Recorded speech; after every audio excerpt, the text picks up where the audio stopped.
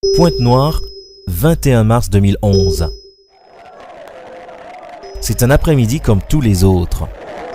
Deux équipes de football s'affrontent dans le stade municipal de Pointe-Noire devant un public enthousiaste. Des cris d'encouragement aux équipes, les supporters ne se doutent de rien et personne ne peut prévoir ce qui arrivait. Le match se poursuit quand soudain apparaît dans le ciel un signe alarmant. C'est un crash aérien en plein quartier populaire de Pointe-Noire. Il s'agit d'un avion cargo appartenant à la compagnie Transair Congo. C'est l'explosion. Plusieurs maisons sont en flammes. Aussitôt, les secouristes et des volontaires arrivent pour investiguer le site. De longues heures de secourisme. Bilan tragique, ce crash aérien a causé la mort de 23 personnes et des dégâts matériels. Il y a 4 bâtiments. Dans les 4 bâtiments, il y a eu 6 morts dans la parcelle. Parmi les 6 morts, il y a le policier l'adjudant qui a perdu 4 enfants. Sa belle-sœur évacuée sa belle-sœur s'est morte à l'intérieur. Sa femme évacuée sur Afrique du Sud. Et monsieur Passy a perdu un bébé de 8 mois. La toiture des gens touchés, comme vous le constatez, sur place. Le téléphone n'a pas passé le avion et puis il n'a pas mais kuwana na zwaki na motema na nzela pena miso komaki mbonge. Mobilisation générale, une sous-commission est mise en place pour identifier les victimes, ainsi constituée en comité.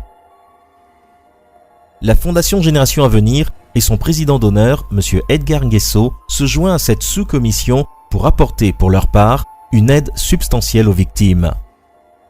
La Fondation Génération Avenir, qui n'est pas à sa première initiative du genre, geste dont on se souvient encore à l'endroit des familles des victimes de la catastrophe ferroviaire de Yanga, a pu identifier cette fois-ci 4 sortes de victimes. On a pu identifier 4 sortes de victimes. Il y a les blessés, il y a les morts, il y a les locataires, il y a les propriétaires. Ce qui n'était pas le cas pour Yanga. À Yanga, il n'y avait que des blessés et des morts. Après la cérémonie des obsèques, une rencontre avec les victimes fut organisée par la Fondation Génération Avenir.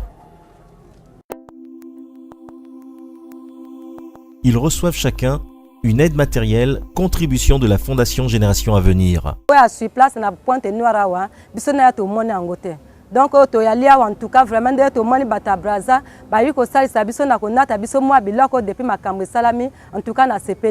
Initiative fortement louée par les autorités venues constater cet acte de solidarité. Nous sommes arrivés en ces lieux où s'est passé le crash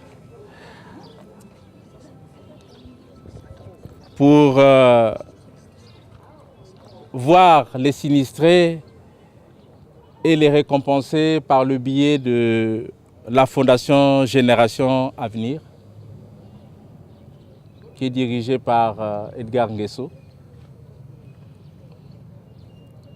Cette fondation, elle est venue pour soutenir ou accompagner l'action que le gouvernement avait commencé à faire depuis les premiers jours du crash jusqu'à aujourd'hui.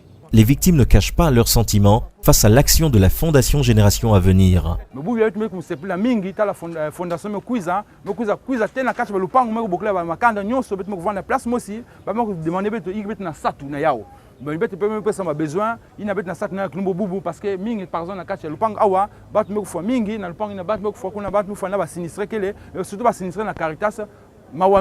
Il faut noter néanmoins que tant de choses restent encore à faire à l'endroit de ces victimes. L'appel est donc lancé à toute personne désireuse de soutenir les victimes de quelque manière que ce soit. Fondation Génération Avenir, penser l'Afrique globalement, agir localement.